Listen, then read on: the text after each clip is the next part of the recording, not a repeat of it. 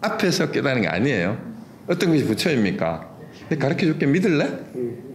스님 말씀을 제가 어떻게 안 믿겠습니까? 너야! 이러니까 어떻게 깨달은 줄 알고 어떻게 보림하면 됩니까? 라고 이렇게 얘기하니까 웃기고 있네. 웃기고 자빠졌네. 지키고 뭘 지켜 임마. 헛소리 하지 마 이렇게 된 거예요. 그러니까 그건 꽃이 떨어진다. 이렇게 얘기를 하니까 그 말에 깨달았다라고 얘기가 이렇게 나와 있어요.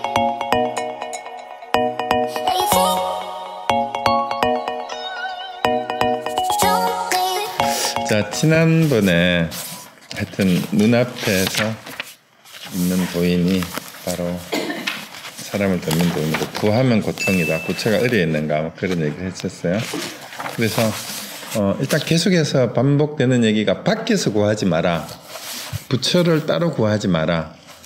지금 이 자리에서 마음을 쓰는 그것을 떠나서 그 마음이 바로 부처다.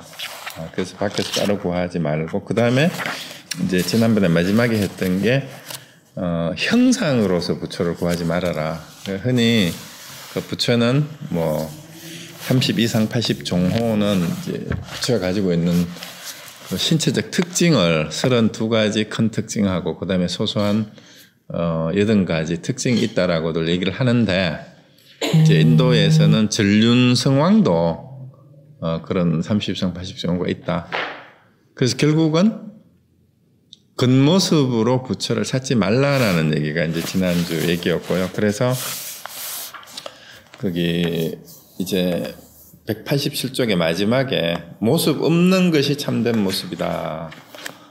이렇게 이제 끝이 났어요. 몸이 있으면 깨달음이 본바탕이 아니고 모습 없는 참된 모습이. 모습 없는 모습. 그 얘기를 하다가 이제 길 없는 길 얘기도 하고 우리 경허 스님 그 얘기도 했었어요. 여기 마침 그 수덕사에서 나온 거기에 보면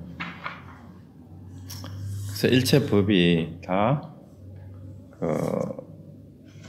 이제 분별심을 없애기 위한 것이기 때문에 이미 분별심이 없는 사람한테 무슨 법이 소용이 있겠느냐 이제 그런 얘기 경허 스님 개송이 이제 신문에 이렇게 나왔는 거 가지고 이제 경허 스님 얘기도 하고 그랬었는데요.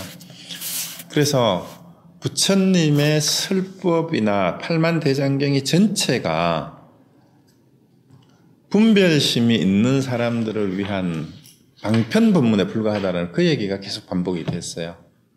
그럼 이제 그걸 다르게 얘기를 하면 병이 있는 사람한테는 약이 필요하고 처방이 필요하고 의사나 약사가 필요하지만 병이 없는 사람한테는 약이 필요가 없어요. 처방이 필요가 없다는 얘기예요. 그래서 부처님의 설법도 병이 있는 사람들에게 처방을 한 처방전에 불과하다라는 거예요. 약방편에 불과하다라는 거죠. 그러면 이미 병이 없는데 무슨 약이 처방이 필요하겠느냐 그 얘기하고 똑같은 겁니다. 그래서 우리 마음은 본래 완전하다라는 그 얘기가 제 앞에서 얘기가 나왔던 거니까 밖에서 하지 마라라는 그 얘기였고 오늘은 지금 형상으로 부처를 보지 마라 그랬는데 그래서 금강경에서 얘기했던 이제 야기새끼나 이음성구와 신행사도 불능견열이라 그래서 형상으로 나를 구하거나 음성으로 구하는 것은 전부 다 삿된도다. 그래서 그거는 진짜 예를 볼 수가 없다. 그 말씀도 드렸었는데 그 다음에 또 부처에 대해서 이 형상뿐만이 아니라 부처라면은 이 보통 사람들하고 다른 특별한 능력이 있어야 되는 거 아니냐. 그게 이제 흔히 말하는 신통력이에요. 그래서 오늘은 이제 188쪽에 제목이 부처 신통입니다. 그래서 부처님은 어떤 보통 사람들하고 다른 신통력이 있는가 하는 그 얘기입니다. 자, 그래서 188쪽에 한번 보고 본문 보고 말씀드리겠습니다. 그대들은 부처는 육신통을 갖추고 있어서 불가사의하다고 말한다. 그렇다면 모든 천신, 신선, 아수라, 대력, 귀도 역시 신통을 부리니 마땅히 부처여야 하지 않겠느냐.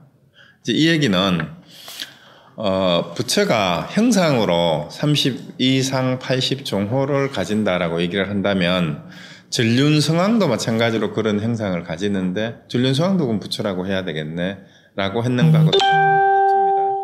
신통력을 가지고 부처를 얘기를 한다면 여기나 신선이나 아수라나 귀신도 대마왕이에요. 대력기는. 오히려 신통력이 있는데 그럼 이들도 부처겠네 이런 얘기입니다. 그럼 이건 역설적으로 부처는 신통력하고 관계없다는 얘기입니다. 그런 거 하고는. 자, 그래서 이제 하나하나 예를 들죠. 구체적으로. 예컨대 아수라는 제석천과 싸워서 패하면 84,000의 근속을 거느리고 연뿔이 실구멍 속으로 들어가 숨는다고 하는데 이것이 성스러운 것인가? 그러니까 이런 신통력이 있으면 이게 성스러운 거냐 이 말이에요. 아수라는 싸움 신이라 그러잖아, 그죠? 그 다음에 내가 여기서 언급한 것들은 모두 업짓는 신통이여 의지하여 생긴 신통이다. 그래서 신통력 그러는데 그게 전부 다 업을 짓는 거고 어딘가 의지하는 거라는 거예요. 그래서 진짜 대도인은 의지함이 없는 사람이 부처다 그랬어요. 어디에도 의지함이 없는 거. 그래서 무릇 부처의 육신통이란 그러면 어떤 건가? 이제 여기서 부처의 육신통이라는 얘기가 나와요. 부처의 육신통은 그렇지가 않다. 색깔 세계에 들어가서는 색깔에 속지 않고 소리 세계에 들어가서는 소리에 속지 않고 냄새 세계에 들어가서는 냄새에 속지 않고 맛의 세계에 들어가서는 맛에 속지 않고 감촉의 세계에 들어가서는 감촉에 속지 않고 법의 세계에 들어가서는 법에 속지 않는다. 그러므로 색성량 미촉 법 이게 6가지죠. 이제 쭉 얘기했는 게 이 6가지의 경계가 모두 헛된 모습임을 밝게 알고 있으니 이런 경계에 구속될 수 없다 이렇게 얘기를 했습니다. 그러니까 이제 그 6가지 색성량 미촉법을 뭐라고 해요, 흔히? 육경이라 그러죠. 육경. 그 경계 바깥에 있는 대상을 얘기하는 거예요. 경계 대상. 그러면 일단 육신통이 첫 번째 얘기를 한 게 뭐냐 하면은 바깥에 있는 경계에 혹하지 않는다라는 그 얘기에 속지 않는다라고 얘기를 번역을 했는데 원문을 보면 어떻게 되어 있냐 하면 원문을 한번 보세요. 그 190페이지에 한문 거기 원문에 보면 밑에서 셋째 줄이에요. 불연하고 입색계 불피색혹 여기에 불피색혹이고요. 그 다음에 입성계 불피성혹인데 그 다음에 입향계 불피향혹 그 다음에 입미계 불피미혹 그 다음에 입촉계 불피촉혹 그 다음에 입벽계 불피법혹인데 결국은 어디에 어떤 세상에 들어가든 뭐 무슨 계예요, 그죠? 그 다음에 혹이잖아. 결국은 뭐 한다라는 얘기? 어떤 경계에도 혹하지 않는다라는 뜻이에요. 불혹이라는 뜻이에요. 우리가 불혹 많이 들어봤죠? 몇 살을 불혹이라 그래요? 아직 40안 돼서 네? 몰라요? 옛날엔 40이었는데 요새는 60. 아니, 몇 살을 부록이라 그래? 우리 세라고 이 말 들어봤어요? 몇 살이에요 부록이? 40? 응, 40. 공자는 그 나이가 70이 넘어서 자기 제자들한테 나는 이렇게 살았다라고 얘기한 구절에 이 말이 나와요. 나는 15살에 지우학해서 그 배움의 뜻을 두고 그 다음에 30살에는 이립이라 그랬어요. 이립하고 40에 부록하고 그 다음에 50에 지천명하고 60에 이순 그 다음에 70에는 정심소욕 분류구라. 이거는 이제 그래서 여기에서 나온 말이 이제 30을 이립이라 하고 이제 그 40살을 부록이라 하고 이제 신사를 지천명, 그 다음에 예순을 이순, 그 다음에 여기까지 잘 아는데 70은 그냥 고희라 많이 그러는데 종심소욕 분류구라 종심이라고 줄여서 얘기를 많이 했어요. 근데 이 부록이라는 말이 나왔는데 혹하지 않는다는 뜻이에요. 그러면 여기에는 이제 본문에 번역했는 게 우리 189페이지는 색깔 세계에 들어가서는 색깔에 속지 않고 했는데 색에 속지 않고예요. 그냥 색계에 부딪혀서는 색에 속지 않고. 그 다음에 소리의 세계에 들어가다 마찬가지로 성계라고 했죠. 입성계. 소리를 그냥 이렇게 얘기하면 돼요. 색깔이 나한테 들어오면 이게 대상 경계가 내 안으로 들어오는 거잖아, 사실은. 이제 파악이 돼가지고. 그러니까 형상이 와도 그게 혹하지 않고, 소리를 들어도 혹하지 않고.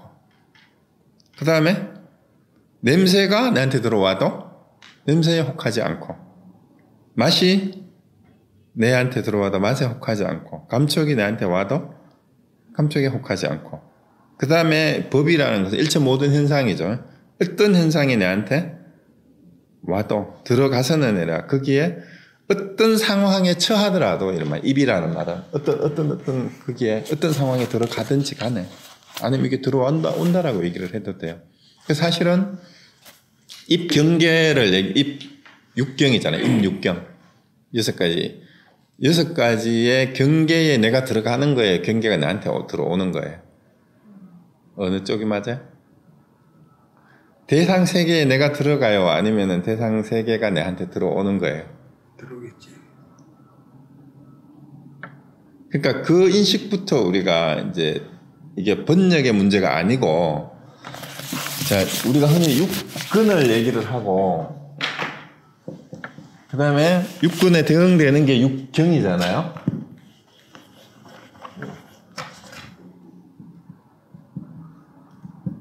여기에 이제 육근이 안이비설신이잖아요. 안이비설신이. 그 다음에 여기 대응되는 육경이 뭐예요?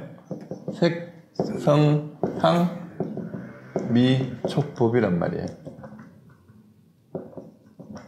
자, 그런데, 자, 육근하고 육경이 단순히 만난다고 육경을 인식하는 게 아니고, 여기 뭐가 있어야 돼요? 요 중간을 매개하는 게 육식이란 말이에요. 육식. 육식이 안식, 의식, 비식, 설식, 신식, 의식이에요. 그래서 요 의식을 6번째 식스 센스라 그래요. 요게 육식이고, 요 앞에 거를 뭐라고 하죠? 전오식이라 하잖아요. 요게 오식이란 말이에요. 그러면 우리가 색으로 인식하는 것은 뭐예요? 일단 내 몸에 눈이라는 감각작용이 있어야 돼요. 그러니까 단순히 물리적인 그 신체의 한 기관으로서의 눈뿐만이 아니라, 이 눈이 작동을 하려면 어떻게 돼요? 몸 전체가 살아있어야 되잖아. 생명 현상이, 그냥 죽은 사람한테는 눈이 있다고 해도 인식을 할 수가 없단 말이에요. 그러니까 이 신체 기관으로서 눈도 있어야 되고, 이 눈이 작동하는 게 안식이에요. 이게 현상이죠. 그래서 일종의 생명 현상이라고 할 수 있어요.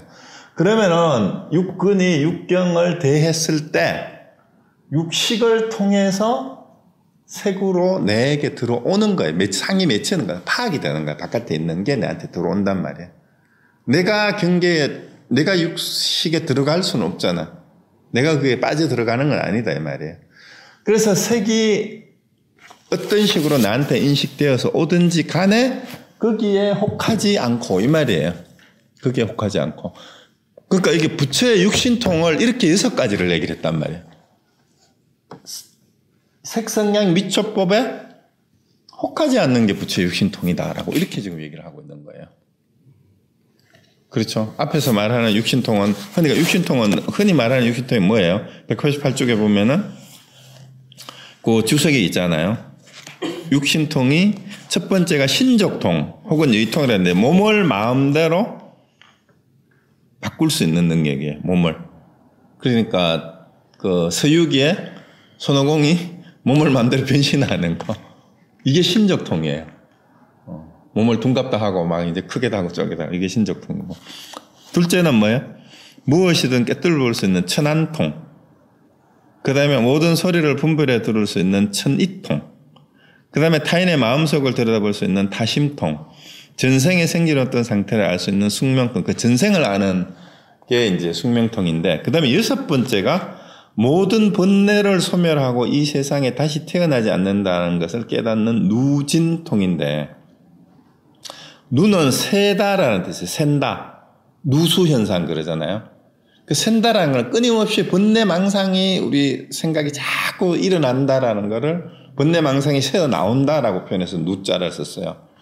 그러면 누가 진했다는 얘기, 다 했다라는 얘기거든. 그럼 누는 번뇌를 말하는 거고, 번뇌가 다 한 것을 누진통이라 그래요. 그런데 이제 여기서는 이제 본문의 앞에서는 천신 아수라 뭐 신선 대력기도 다 신통을 부린다라고 얘기를 했는데 실제로 마귀도 신선도 다른 모든 아수라도 오신통은 갖출 수가 있대요. 앞에 있는 오신통. 그러니까 신족통하고 그러니까 못 깨닫지만 서유기에는 손오공도 막 마음대로 이걸 다 하잖아. 그리고 이제 그 다음에 천안통이라든가 천이통이라든가 타심통, 숙명통까지 알 수 있는데 오직 부처만이 할 수 있는 신통력이 6번째 누진통이래요. 그러니까 번뇌가 다 하면 그게 부처다. 부처만이 오직 들었다니까. 예, 누진통을 가진 다음에 그러니까 번뇌를 다 없앨 수 있다. 그러니까 번뇌가 남아 있는 사람은 그 기준이 하나뿐이에요. 번뇌가 남아 있으면은 부처가 아니고 번뇌가 다 했으면 그게 부처예요. 그러면은 여기하고 바로 연결이 되면 여기서 혹이 번뇌예요. 혹을 실제로 번뇌라 그래요. 혹이 번뇌입니다. 그래서 혹을 견혹 혹은 수혹으로 나누기도 해요.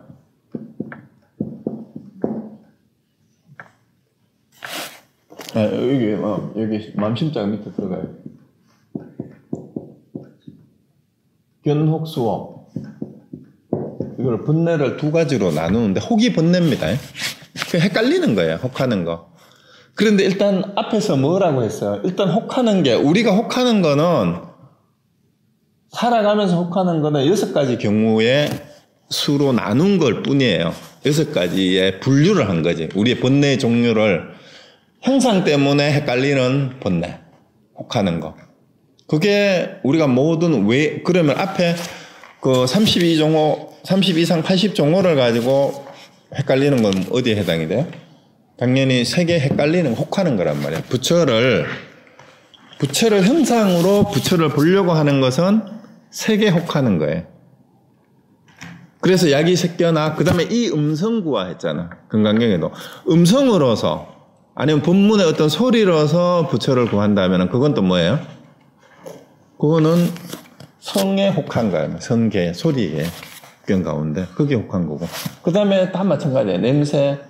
그러니까 무슨 또 부처님만 뭐 쓰는 무슨 뭐 전단향이니 뭐 그런 향, 불경에 보면 뭐 향에 대한 얘기도 많이 나와요.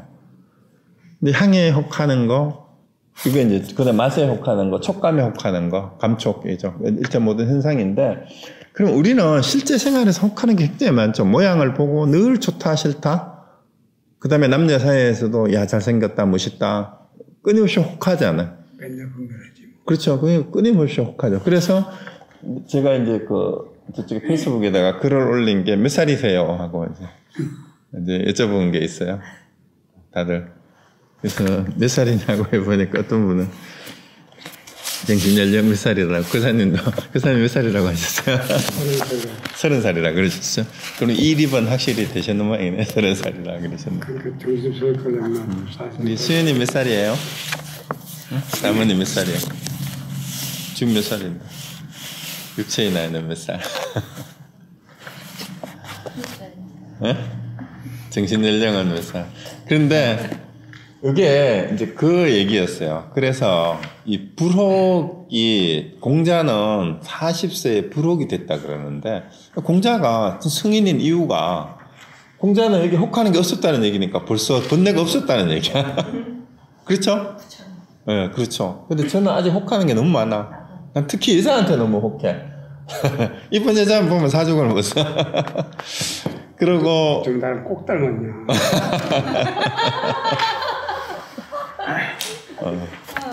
그리고 아직도 뭐 바깥에 있는 여러 가지 좋은 거를 보면은 분위기 좋은 데 가면 분위기에 혹하고, 또 맛있는 거 먹으면 음식에도 또 혹하고, 차도 또 괜찮은 차 마시면 그렇고, 다 아직은 이 불혹을 사실을 떨치기가 참 힘들어요. 그래서 흔히 사람들은 불혹의 나이에 이렇게 얘기하자면 이제 40이 넘었다는 얘기죠. 그래서 40이 넘으면 공자의 기준으로 봤을 때도 혹하는 게 없어야 되는데, 우리는 이 경계에 이렇게 끄달려요. 근데 임재스님은 이 불혹만 되면은 번뇌가 없는 거나 마찬가지다라고 이렇게 얘기를 한 거예요. 그래서 색성면 미처법 어디에도 혹하지 않는 것이 부처님의 육신통이다. 이렇게 얘기를 한 거란 말이죠. 근데 그거 없다며. 네? 무색성향 미촉법이라며. 예. 그런데 그럼 되잖아. 그러니까 자기 마음에 무색성량 미촉법이 확실한 줄 알면 이게 끄달릴 게 없다, 혹할 게 없다라는 걸 알면 이제 불혹을 그냥 한 방에 넘어가는 거죠. 그러니까 반야신경에 무색성량 미촉법이라는 반야신경의 뜻이 자기한테 투철하게 와닿아서 진짜 그렇게 자기 삶에서 그렇게 됐을 때 없는데 혹할 것도 없죠. 당연히. 육경이 본래 없으면 육경에 어디에 혹할 데가 어디 있어요? 따로 없죠. 그런데 우리는 끊임없이 매 순간 부딪히는 육경에, 경계에 항상 형상을 보면은 야 멋있다 좋다 소리, 냄새, 향, 뭐 촉감 모든 형상에 대해서 좋다 나쁘다라는 분별심이 끊임없이 일어나는 거예요. 그 분별심이 혹이에요. 좋다 나쁘다 하는 게. 자, 그런데 여기서 이제 그래도 공부하는데 가능성을 좀 둔 게 이걸 혹을 나누어서 설명한 거예요. 그러면 혹 가운데 견혹은 이치로는 견해로는 번뇌가 뭔지 알았다라는 게 견혹이에요. 그러면 이런 게 본래 없는 거기 때문에 번뇌라고 하는 것은 결국 실체가 없는 거구나. 이치로는 알았어요. 이치로는 알았는데 실제로 그렇게 되냐 이 말이에요. 이 숫자를 여러분이 잘 생각을 하셔야 되는데요. 이 수가 닦을 숫자인데 이게 수행이란 뜻이에요. 근데 수행을 영어로 practice로 흔히 번역을 하는데 이거는 수행의 연습이 아니고 실제 삶의 실천이라고 번역해야 돼요. 실천. 실천이에요. 실천. 견해는 알았어요. 견해는 뭐가 번뇌인지 번뇌를 떨친다는 게 어떤 건지는 알았는데 실제로 행동에서 실천하는 데에서 그 번뇌가 정말로 없느냐라는 거죠. 정말로 없느냐. 그래서 견혹이 돼도 수혹이 되지가 않는 거예요. 이치로는 다 알지만. 그래서 사실은 이 프랙티스라는 말이 이제 연습이라는 뜻으로도 번역을 하고 실천이라는 뜻으로도 번역을 하잖아요. 훈련이라는 뜻으로도 번역을 하는데 그래서 필요한 게 진짜 공부는 견혹은 확실하게 견해를 알고 난 다음에 그 다음에 사는 게 수혹이에요. 자기가 그렇게 살아가는 거. 일상생활에서 그렇게 살아낼 수가 있어야 된다라는 거죠.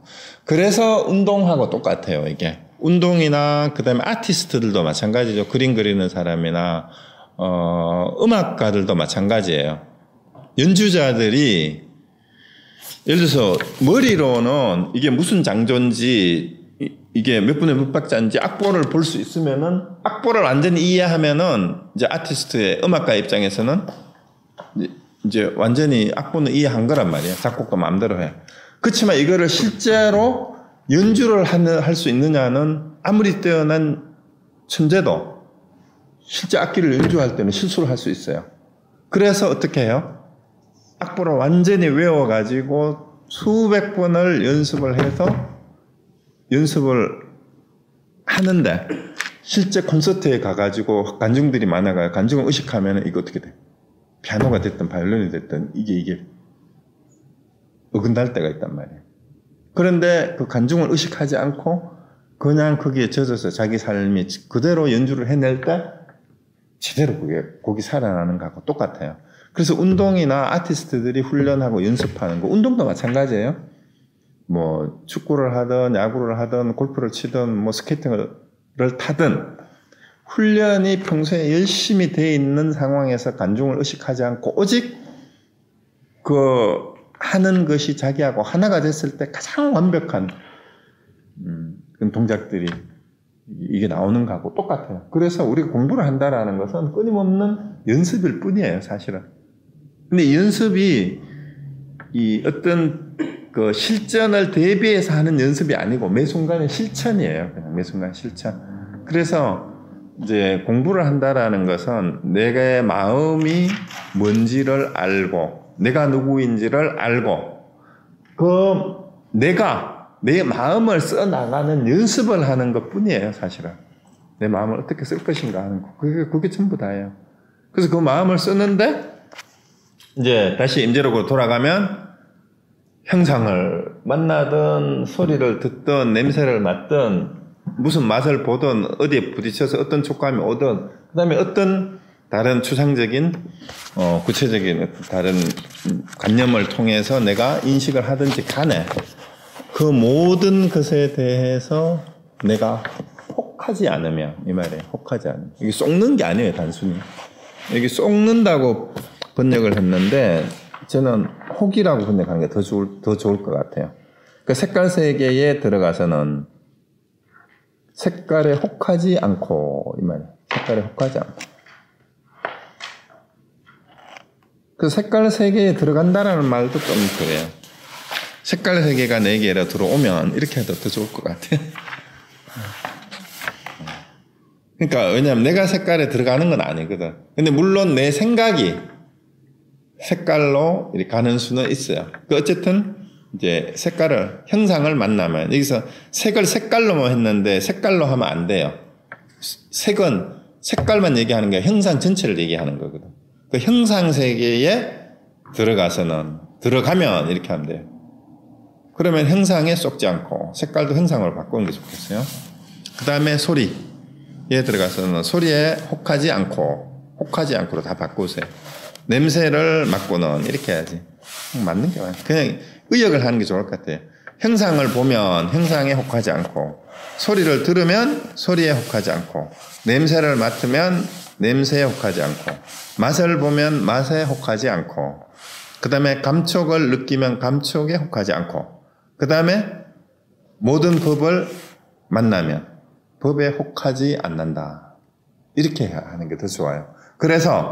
그러므로 색성량 미초법의 6가지 경계가 모두 헛된 모습임을 밝게 알고 있으니 이게 이제 반야신경에서 말하는 무색성량 미초법임을 아니 말이에요. 이런 경계에 구속될 수 없다. 그러니까 이게 헛되다라는 거는 색성량 미초법이 허상이다라는 거 알았으니 허상에 혹할 사람은 아무도 없잖아. 그 허상인 줄 안다면. 그러면 내가 6경계 6가지에 혹하는 건 뭐 때문에요? 그것이 허상인 줄 모르고 뭔가 그게 실질이 있는 줄 알고 그게 끌려다닐 때에 내가 혹하는 거예요. 실제로 뭐가 있는 거예요? 그게 허상인 줄 알면 혹할 수가 없다 이 말입니다. 그래서 마지막 결론이에요. 이 의지함 없는 도인은 비록 오온이라는 법내의 몸뚱이이지만 곧 땅에서 걷는 신통을 행한다. 이것도 번역이 완전히 내가 보기엔 잘못됐어요. 왜냐하면 여기는 누질은 몸뚱이는 맞아요. 자, 이 의지함 없는 도인은 비록 이 의지함 없는 도인은 뭐예요? 이것을 아는 사람이에요. 어떤 걸 아는 사람? 색성량 미초법의 6가지 경계 모두 헛된 모습임을 밝게 아는 사람. 그리고 이런 경계에 구속되지 않는 사람. 구속되지 않는 게 의지함이 없는 거죠. 그러니까 이런 도인은 비록 오온이라는 본래의 몸뚱이는 있죠. 깨달은 사람도 부처님도 깨닫고 난 다음에 몸뚱이가 없어지는 게 아니잖아요. 몸뚱이는 있지만 땅에서 걷는 게 신통이에요. 이게 번역이 말이 되는 것 같아요. 그럼 어떻게 번역하면 될 것 같아요?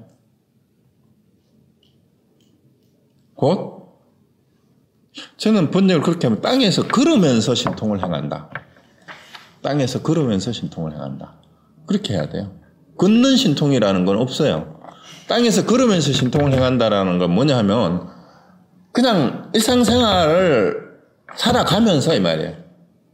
이 땅을 딛고 살잖아요. 몸뚱이가 있으니까. 그거 신통하다는 거 아니에요? 일상생활에 살면서 어떤 경계를 만나도 혹하지 않는 신통. 그거를 행한다라는 뜻이지. 무슨 걷는 신통이라는 게 어디 있어? 걷는 건 몸통이죠. 그러니까 그 말이 안 된단 말이에요. 그러니까 아주 작은 한마디의 번역이지만 이런 식으로 번역해 놓으면 이거를 한글로 읽는 사람이 도대체 이거 부처님이 걷는 신통력이 있구나? 걷기는 뭐 애들 그런 마음 하면 다 걷지. 그럼 다 신통력. 그러면 물론 이렇게 해서 모든 사람이 걸을 수 있으면 다 그게 부처가 가지는 신통력이다. 이러려고 얘기를 할 수 있나? 그건 아니잖아요. 그죠? 그래서 제가 생각하기에는 땅에서 걸어 다니면서 그 걷는 그 자체가 신통이다 이 말이야. 땅에서 걷는 그게. 그러니까 땅에서 걷는다라는 것은 하나의 뭐예요? 내가 몸뚱이가 있단 말이야. 깨달은 사람도 의지할 곳이 없는 사람도 법내 그리고 그리고 몸뚱이도 어떻게 표현을 했나 하면은 한문의 원문이 누질이에요. 누질. 그러니까 누는 번뇌라고 그랬잖아요. 질은 이제 오온 누질이라고 했으니까 육신이 있기 때문에 육신이 있으면 일단 기본적으로 뭐가 있어요? 욕망이 따라오잖아. 당장 따라오는 게 뭐예요? 식욕, 성욕, 수면욕이 몸뚱이가 있으면 없을 수가 없는 거라. 그래서 이게 번뇌의 몸뚱이라고 한 거예요. 번뇌의 몸뚱이라고. 그런데 이 몸뚱이가 비록 그런 욕망으로 이루어지고 먹고 싸고는 다 해야 될 거 아니야. 쉬고 잠자고 해야 돼. 부처님 깨달았다고 잠 안 잔다는 얘기 들어봤어요? 밥 안 먹었다는 얘기 들어봤어요? 그런 거 없잖아. 그렇지만 그 똑같은 우리하고 똑같은 그런 몸뚱이의 번뇌의 몸뚱이라는 말은 그러한 기본적인 욕망을 가지고 있는 몸뚱이다 이 말이에요. 그렇지만 땅에서 걸어 다니는 그 땅에서 이 땅을 딛고 살아가야 되잖아. 땅에서 따라다니면서 신통을 행하는데 그 신통이 어디를 걸어가서 어디에서 부딪혀도 어떤 경계에 부딪혀도 혹하지 않는 신통. 그것이 바로 부처의 신통이다 이 말입니다. 그러면 결국은 결론이 뭐냐 하면 똑같은 우리하고 똑같은 모습으로 일상생활에 삶을 영위를 하지만 부처가 아니다의 기준은 일상생활을 해나가는 속에서 경계에 혹하느냐 혹하지 않느냐 그 차이일 뿐이다. 그래서 부처의 진짜 신통력은 육신통은 뭐다? 경계에 혹하지 않는 것. 그걸 한마디로 이름하면 뭐예요? 부처, 우리가 흔히 말하는 이론에서 말하는 부처가 가지는 6가지 신통력 가운데 누진통을 가진 거다. 누진통 가진 거. 그러니까 여기서 임재스님은 뭐밖에 얘기를 안 해요? 무릇 부처의 신통이란 누진통일 뿐이다라는 얘기예요. 누진통일 뿐이다. 나머지는 뭐예요? 나머지 신족통이니 천안통, 천이통이니 뭐 다심통이니 숙명통이니 이런 거는 마군이나 아수라들도 가질 수 있는 그런 신통이기 때문에 부처는 그런 신통하고는 관계가 없다 이 말입니다. 그런 신통하고는 관계가 없다. 그런데 많은 사람들이 조금이라도 보통 사람들하고 다른 뭔가 신기한 신통력까지도 안 가는 조그만한 무슨 경계나 무슨 뭐 점을 봐준다거나 예언을 한다거나 이러면은 큰 스님 하면서 다들 찾아가고 도인으로 소문이 나요. 기독교에서 방언하는 거. 그렇죠. 방언을 한다거나 무슨 그 치유의 은사가 있다라고 이제 기독교에서는 그렇게 표현하죠, 그죠? 네. 그러니까 이제 이런 것들이 전부 다 사실은 마구니 장난이다. 그런데 혹하지 말아라. 부처 신통은 그런 게 아니다라는 그 얘기입니다. 그 이제 부명해졌죠. 그래서 앞에서는 형상에 끄달리지 마라. 밖으로 찾지 마라. 그 신통력을 가지고도 부처를 논하지 말아라. 모습을 가지고도 부처를 논하지 말아라. 그리고 이제 다시 한번 또 이제 세기를 박아요. 이제 191페이지로 넘어가면 부처는 모양이 없다. 이렇게 얘기를 하는 거죠. 그래서 스님들이요. 여기도 이제 도반들이요. 진리와 함께 가는 이들이요. 이렇게 도와 함께 가는 이들이요. 스님들이라고 그렇게 부릅시다. 우리는 도와 함께 하는 이들이요. 참 부처는 행태가 없고 참 법은 모습이 없는데 그대들은 이와 같은 헛개비 위에서 모양을 짓고 있구나. 그래서 진짜 부처나 진짜 법은 모양이 없다 이 말이에요. 그런데 어째서 자꾸 부처다 법이다 이런 거를 찾으면서 이제 행상을 찾고 진짜 법이 뭐 정법이니 뭐니 정견이니 뭐니 하면서 자꾸 모양을 짓느냐. 제가 이렇게 책을 받았고 특히 요즘에 SNS가 뭐 여러 개가 많이 있는데 페이스북이니 뭐 인스타그램이니 혹은 뭐 트위터 뭐 이런 것도 있고 뭐 인스타그램 이런 데 보면 자칭 도사들이 너무 많아. 그리고 다들 정법하고 정견을 얘기를 해요. 근데 조금만 찔러보면 엄청나게 화를 내면서 자기하고 견해가 다르면 완전히 그냥 죽을 듯이 공격을 하고 이런 사람들이 또 엄청 많아요. 이제 도대체가 의사소통이 안 되는 사람들이 참 많아. 예, 그 질문을 해도 이제 질문을 공격으로 생각하고 이제 자기 모르는 데에서 질문을 하면 팔칵 화를 내는 사람이 그 어떻게 이게 될 수가 있겠어요, 그죠? 그래서 지난번에 재밌는 분이 왔다 갔죠. 네, 그래서 마찬가지 이제 그런 사람들도 마찬가지예요. 그래서 어쨌든 부처는 형태가 없고 이제 법은 모습이 없는데, 근데 또 이런 말만 외우고 다니는 사람이 있어요. 아, 형태도 없고 법도 없고 또 여기도 뭐 일 없는 사람이 도인이고 의지할 때도 없고 뭐 할 게 원래 없다 이래가지고 지난번에 온 사람도 그런 식으로 뭐 할 게 없어요. 나 공부할 게 없어요. 이제 이런 식으로 얘기를 하더라고. 왜 왔어요? 그러니까 그냥 한번 와봤대. 공부는 자기는 공부할 게 없대. 공부할 게 없는데 그냥 와봤대. 공부할 게 없는데 왜 와봐? 쓸데없이. 이제 그러면서 이제 자칭 도인 행세를 하면서 잘 모르는 사람들한테는 그런 사람들이 가가지고 이제 도사 노릇을 하는 거예요. 근데 이제 공부를 조금이라도 한 사람들한테 오면은 그래가지고 그때는 그 중원에 얼마나 고수들이 많은데 사실은 혼자 옛날에 그런 얘기가 있었어요. 어느 산에 스님들이 암자에서 산중에서 스님들끼리 이제 살다가 그 중에 스님들 중에 바둑을 이제 두게 됐는데 그 스님들 중에 바둑을 제일 잘 두는 사람이 있었대요. 그래가지고 자기가 산중에서는 이제 바둑이 최고인 거야. 자기가 생각하니까 자기 최고 같거든. 그래가지고 이제 동네 기원에 가가지고 여기서 최고 잘 두는 사람이 누구냐? 그래 바둑을 둬보자 그랬대. 그래서 이제 거기서 몇 급이냐 이러니까 뭐 몇 급이고 몇 단이고 난 한 번도 줘본 적이 없다. 제일 잘 두는 사람이 한번 와봐라. 이래가지고 해보니까 완전 게임이 안 되더래. 그러니까 이 사람이 그럴 리가 없는데요. 내가 왜 지지? 그 보니까 누가 그거를 칼럼을 써놨더라고. 보니까 뭐 한 5급씩 정도밖에 실력이 안 되는 사람인데 와가지고 자기는 최고라고 생각하는 거야. 원래 좀 그래요. 그 정도 되는 사람이 원래 제일 동네에서 5급 정도면은 시골 동네에서는 최고가 되거든. 보통 10급, 7급, 7, 8급밖에 안 되는데. 근데 우리 수행한다, 공부한다 하는 사람들 많은 것 같아. 한 5급쯤 되는데 막 7, 8급을 다 이겨놓고 자기가 막 최고인 줄 아는 거야. 유단자들이 막 천진데. 심지어 입단도 못했으면서. 근데 어쨌거나 이제 여기 부처는 형태가 없고 법은 참모습이 없다라는 말이 그 법성계에도 의상대사가 지은 그 얘기가 첫 마디가 그거잖아요. 법성운용 무이상 제법부동 본래적 무명무상 절일체 그 얘기가 나와요. 그러니까 법성원용 무이상 그러니까 법의 성품은 원래 원용해가지고 이거 그냥 수식어예요. 두 개의 모양이 없다 이 말이야. 어떤 두 모습도 없다.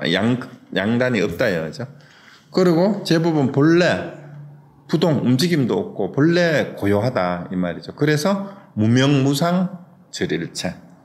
그러니까 이름도 없고 상도 없다 이 말이에요. 무명무상 절일체. 일체가 끊어졌다라는 말은 모든 상대할 것이 없다 이 말이에요. 그 무명무상이라는 얘기죠. 형태가 없고. 지금 그 말씀 나와서 그러는데 처음부터 끝까지 똑같은 얘기하는 것 같아. 어디요?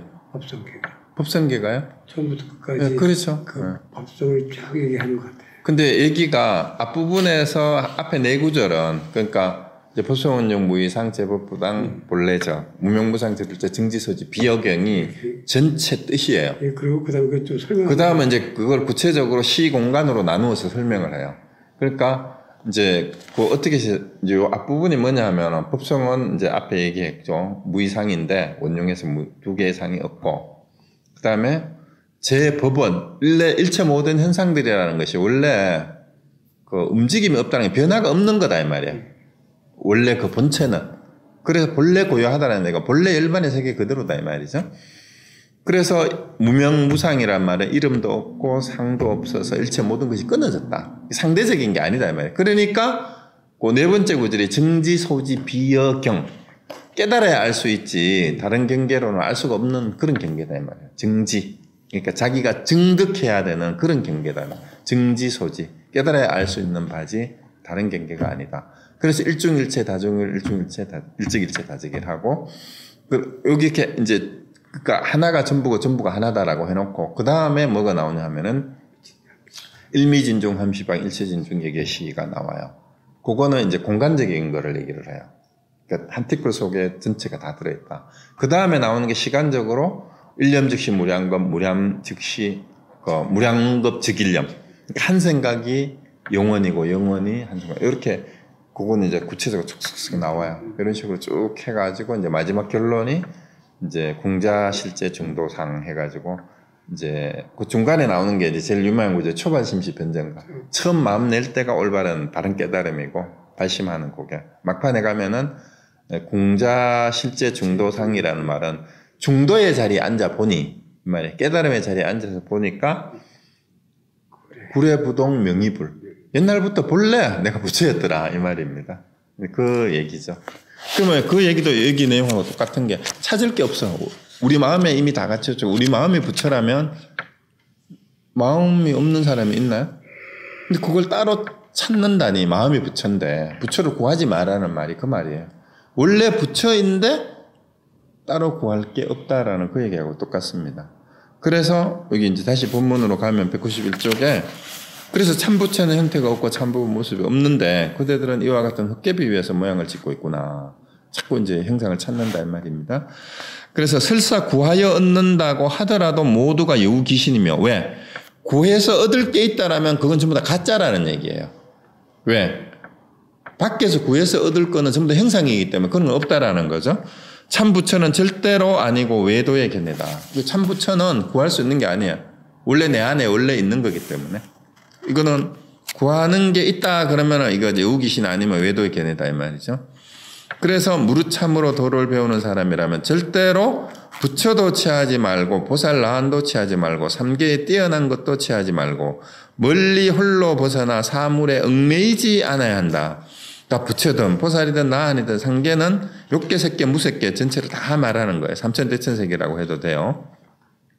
거기에 어떤 것도 어떤 뛰어난 멋있다 뭐 대단한 게 있다 하더라도 그 취하지 마라 이 말이에요. 취하는 순간 혹한 거예요. 혹하지 마라 그랬잖아요. 형상이든 소리든 색성량 미축법 어떤 뛰어난 것이 있더라도 그걸 취하면은 그게 혹한 거니까. 그래서 그 홀로 벗어나라는 말은 멀리 홀로 벗어난다는 말은 공간적인 의미가 아니에요. 이거는 사물에 얽매이지 않는 거 그냥 마음이 그게 없다 이 말이에요. 혹함이 없다 이 말이죠. 사물에 어떤 사물에도 색성량 미축법 어디에도 얽매이지 않는 것 그렇게 해야 된다. 그 다음에 하늘과 땅이 뒤집어져도 나는 전혀 의심하지 않고 경천동제도 하늘 땅이 뒤집어져도 의심하지 않는답니다. 그 다음에 온 우주의 모든 부처가 눈앞에 나타나도 한순간도 마음의 기쁨이 없으면 왜요? 부처가 눈앞에 나타난다면 그게 뭐예요? 그것도 상이죠. 그것도 상이니까 가짜라는 얘기예요. 그래서 가짜 상을 보고 기뻐한다면은 그건 헛개비에 홀린 혹한 게 되는 거예요. 혹한 게 되는 거예요. 혹한 거예요. 그럼 부처를 봤다고 그렇게 얘기하면 그건 뭐예요? 미친 거거나 아니면은 혹한 거예요. 그러니까 그런 사람은 뒤통수를 한 방 때려가지고 눈에 벌이 번쩍하게 해가지고 뭘 받느냐 하고 이제 해야죠. 그래서 가짜를 봤으니까 기뻐할 리가 없다 이 말입니다. 그 다음에 삼막도에 지옥이 문득 나타나도 이것도 뭐예요? 부처도 눈앞에 나타났다면 그것도 상이고 그 다음에 지옥도도 나타났다면 그것도 뭐예요? 상이라는 거예요. 그 지옥도 부처도 형상이 아니라는 얘기예요. 본래 없다라는 얘기예요. 그 사막도에 지옥이 문득 나타나더라도 그 사막도는 이제 지옥하고 축생 악인데 여기서는 화혈도 이런 식으로 얘기를 했어요. 그래서 한순간도 마음에 두려움이 없다. 왜? 상이니까 둘 다 가짜 한 상일 뿐이다 이 말입니다. 부처도 한 상이고 지옥도 한 상이다. 극락도 한 상이고 어찌하여 이와 같은가? 나는 모든 법이 이제 결론이 나옵니다. 헛된 모습이어서 변화하면 있고 변화하지 않으면 없음을 알기 때문이다. 이렇게 얘기를 했어요. 나는 모든 법이 헛된 모습이어서 변화하면 있고 변화하지 않으면 없음을 알기 때문이다. 이렇게 얘기를 했어요. 그래서 여기서 변화한다라는 것은 변화만 있다 이 말이에요. 변화만. 그러니까 일체 헛된 모습이 변화하는 것만 있지 실제로 변화하는 것은 뭐야? 변화하지 않으면 없다라는 말은 뭐냐면 실제로는 어떤 것도 변화할 것이 없다 이 말이에요. 그래서 변화할 때는 있어 보이지만 사실은 변화하지 않으면 겉으로 드러나는 그때그때 변화하는 것만 아니면 이 말이에요. 그건 실제 있는 게 아니다 이 말. 변화만 있지 실제로는 없는 거다 이 말입니다. 그래서 상계는 오직 마음이며, 그러니까 욕계 색계 무색계가 마음일 뿐이다 이 말이에요. 만법은 다만 식일 뿐이다. 이게 이제 유식무경이라는 그 유식하게 그 선언하고 말이 똑같죠?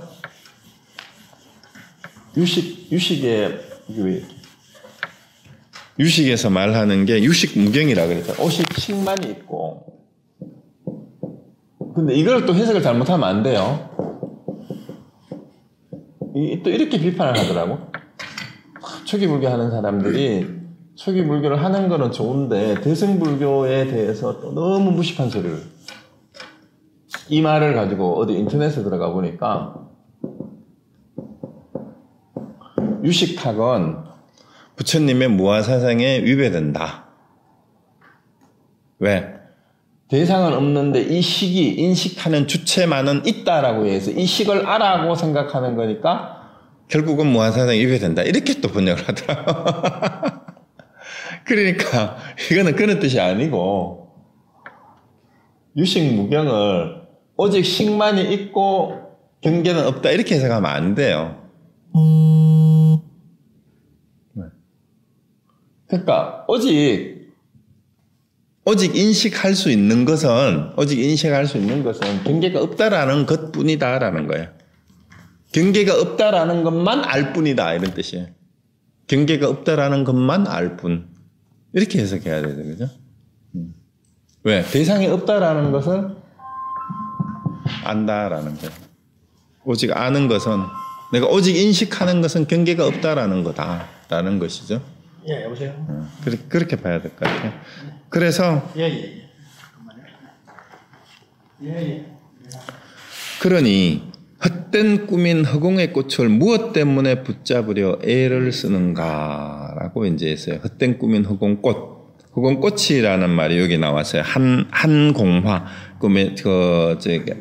한문에 만법 유식이란 말이, 삼계 유심이요 만법 유식이라라는 말이 이제 왜 상계는 오직 마음이고 만법은 다만 식일 뿐이다라고 얘기한 것이, 이것도 이제 만법이 오직 식일 뿐이다라는 말이 일체 유심조라는 말이랑 똑같은 말이에요. 일체 현상이 오직, 그러니까 만법 유식이 식이 있다, 식만이 있다 이런 뜻이 아니고 일체 현상은 내 마음의 투영일 뿐이다라고, 내 마음이 지어낸 것일 뿐이다. 이게 만법 유식이에요.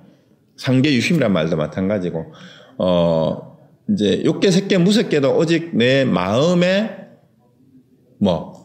환영일 뿐이다라는 뜻이에요. 마음이 지어낸 것일 뿐이다라는 뜻이고, 만법도 오직 내 인식에서 내 마음일 뿐이다라는 것이니까 그거는 허상이다라는 말을 한계 유식, 만법 유식이라고 표현한 거예요. 식이 있다, 식만이 있다라고 알을 주장한 게 아니에요. 그러니까 이런 거를 이런 식으로 읽으면서 자꾸 초기불교에 뭐를 얘기를 한다라는 게 참 안타깝기는 해요. 그래서 그리고 마지막에 이제 소위 몽환공화, 이제 헛된 허공꽃이라는 말은 뭐냐 하면, 이 허공꽃이라는 말이 여러 군데 이제 인용이 되는 경우가 많은데, 신신명에 이게 원래 옥기 주석을 한번 보세요. 신신명에도 이 얘기가 나오는데, 그 500공화라는 말은 그게 566쪽에 거기 보면은 허공화 혹은 안중화라는 건데, 뭐냐 하면, 여러분 눈을 꽉 눌러가지고 이렇게 부벼보면은 눈 감고 눈 안에서 뭐 짝짝짝짝 하는 거 보여요? 그게 허공꽃이라 그러고, 그 다음에 안중화라 그래요. 눈 속에 있는 꽃이 실제 있는 거예요, 없는 거예요? 실제 없는 건데 마치 눈을 감고 이렇게 하면은 뭐가 이렇게 있는 것처럼 보이죠. 그처럼 그걸 꽃이라고 그래? 예? 그걸 꽃이라고 그래? 그걸 허공꽃이라 그래요. 여기 공화라고 그래요. 공화. 이게 표현을 그렇게 했어요. 그러니까 이게 실제 없는 거잖아요. 이게 가짜다 이 말이에요. 가짜인데, 그래서 이거를 그다음에 눈병이 걸리면 눈에 안질이 걸리면은 뭔가 이게 뭔가 자꾸 이렇게 내려오는 것처럼 보인대요. 나이가 들면 또 그런 사람도 있다. 약간 치맥기도 있고 이러면은 뭔가 하늘에서 뭔가 자꾸 내려온대. 그래서 이게 뭐지 하고 이런다고 하더라고. 이게 눈병에 걸리면 혹은 꽃을 따려고 한다라는 그 말이 여기서 나왔어요. 근데 그 밑에 마지막 그 567 주석에 이제 몽환공화라는 말이 신신명의 구절이다라고 이렇게 나와 있는데 이제 헛된 꿈인 허공꽃을 무엇 때문에 붙잡으려 애를 쓰는가라고 이런 말이 나와 있어요. 그런데 이제 이제 허공꽃이라는 얘기를 들으니까 하나 생각나는 구절이 옛날에 수신결 그때 강의도 하고 같이 수신결 그때 같이 했었어요. 수신결 전에 강의한 적이 있는데 수신결에 보면 보조국사 제서죠. 수신결에 보면은 이 재밌는 얘기가 나와요. 그 보조국사가 옛날 중국의 기종화상하고 그 제자의 대화를 인용을 하는 구절이 나오는데 귀종화상이 마조 도일 스님의 제자예요. 그러니까 이 임재도 누구예요? 임재는 마조 그 밑에 그 제자잖아요. 마조 항벽 임재잖아. 그러면은 그 귀종화상이 마조 스님의 제자니까 아마 임재 스님한테 삼천격 되는 사람, 그 아주 대단한 분이죠. 그때 이제 살았던 분인데 이 귀종화상한테 제자가 찾아와가지고 어떤 것이 부처입니까? 이랬어요. 귀종화상의 제자한테. 그러니까 야, 내가 가르쳐 주는 거는 쉬운데 네가 믿겠냐 이러는 거야. 그러니까 이 제자가 아니 큰 스님 말씀을 제가 어찌 스승님 말씀을 제가 어찌 믿지 않겠습니까? 이러니까 너다 이런 거야. 어떤 것이 부처입니까? 내가 가르쳐 주긴 쉬운데 네가 믿겠냐? 믿을 수 있겠냐? 제가 어찌 믿지 않을 수 있겠습니까? 너야? 이런 거예요. 그러니까 이 제자가 알아들은 뜻이 뭐라고 했냐면은 어떻게 보림하오리까 이렇게 물은 거야. 어떻게 보림하오리까. 보림이라는 말은 이제 한자로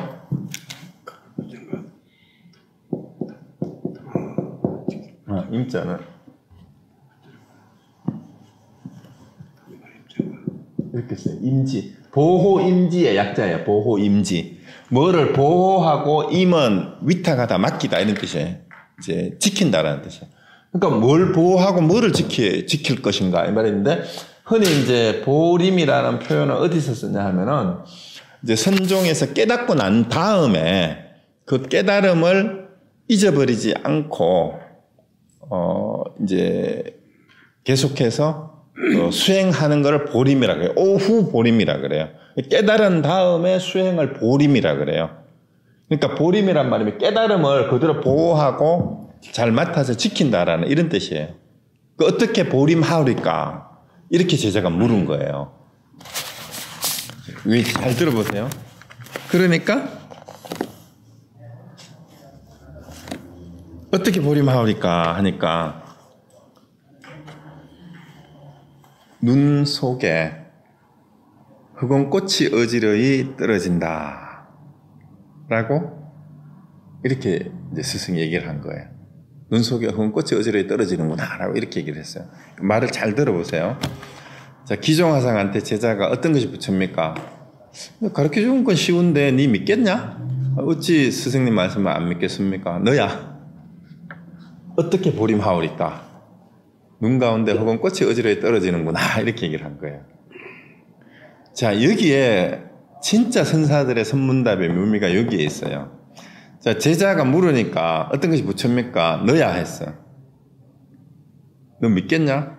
그럼요 믿겠습니다. 너인데 이러니까 이 말을 듣고 마치 알아들었는 것처럼 야, 그럼 어떻게 그걸 지켜야 되겠습니까? 이렇게 얘기하니까 눈가에 흑원꽃이 어지러이 떨어진다라는 말은 네 눈 속에 흑개비를 보고 있구나라는 그 뜻이에요. 자, 그러면은 여기서 뭘 알아야 되냐 하면은 자, 우리가 이제 선종에서 여기 뭐라 그랬어요? 깨달음을 보호하고 지켜야 된다 그랬잖아요. 그걸 흔히 보림이라고 하는데 어떻게 보림해야 됩니까? 하니까 기종화상이 역시 마저의 제자인 이유가 여기에 있어. 무슨 헛소리야 이래 버린 거야. 왜 그랬을까? 이걸 하도록 해도 되고 하도록 안 해도 되는데. 그럼 임재 같으면 뭐라 그러겠어요? 뭘 지키고 뭘 보호하고 지킬 게 뭐가 있어요? 너마 헛소리 하지 마 이렇게 된 거야. 그러니까 눈가에 흑원꽃이 떨어진다라는 말 그 뜻이거든. 그러니까 이 제자가 똑똑한 거야. 그 말에 깨달았다. 그 말. 앞에서 깨달은 게 아니에요. 어떤 것이 부처입니까? 가르쳐 줄게 믿을래? 스님 말씀을 제가 어떻게 안 믿겠습니까? 너야! 이러니까 어떻게 깨달은 줄 알고 어떻게 보림하면 됩니까? 라고 이렇게 얘기하니까 웃기고 있네. 웃기고 자빠졌네. 지키고 뭘 지켜 임마. 헛소리 하지 마 이렇게 된 거예요. 그러니까 그건 꽃이 떨어진다. 이렇게 얘기를 하니까 그 말에 깨달았다라고 얘기가 이렇게 나와 있어요. 딱 그 소리에 딱 상이 떠오르는 거지. 네? 상이 생긴 거지. 그렇죠. 너다라고 얘기하니까 알았습니다 이렇게 된 거야. 그거 어떻게 지키면 됩니까? 이렇게 얘기를 하니까 야 헛소리 하지 마 이렇게 된 거예요. 지킬 게 본래 없다는. 그래서 설사 알았다 하더라도 눈 안에 흑은 꽃이 어지러이 떨어진다라는 말이 그 말이에요. 그래서 헛개비를 가지고 지키고 할 게 뭐가 있냐면 지킬 게 있다면은 그것은 부처가 아닌 거예요. 지킬 게 있다면. 그래서 옛날 선사들의 이 주고받는 한마디 말이 근데 옛날에 어느 분이 여기 와서 강의를 하는데 눈가에 흑은 꽃이 어지러이 떨어진다. 이게 도저히 해설을 못 하겠거든. 그러니까 이런 거를 격액구라고 합니다라고. 이거를 격액구라고 한다. 이렇게 얘기를 하더라고. 그래서 이 격액구라는 말은 논리적으로 말하면 안 된다라는 그런 뜻이면. 그래서 내가 이 끝나고 그 격액구가 아니고 허물구가 아니겠습니까? 이거 분명히 알아야 돼요. 격액구라는 말은 어떤 것이 부처입니까? 하고 묻는데 말은 똥막대기다, 떨어펴 잣나무다, 마상근이다, 뭐 기타 등등 이렇게 말하는 것을 격에 말 없는 말이라는 뜻이고 허물구는 허물을 지적하는 말이에요. 그러면 눈 속에 흑은 꽃이 어지러이 떨어지는구나 하는 건 격액구가 아니에요. 지금 어떻게 보림하오리까 하고 묻는 것을 그 허물을 지적하는 분명한 말입니다. 그래서 이런 것들도 눈 밝은 사람이라야 이제 볼 수가 있어요. 그래서 이런 것도 제대로 알아야 되는데 이제 흑은 꽃이라는 말이 나와서 생각이 났습니다. 자. 그래서 그 말에 깨달았다라는 것을 잘 새겨보시면 이제 어떤 건지를 알게 될 거죠. 잠깐 쉬었다가 하죠.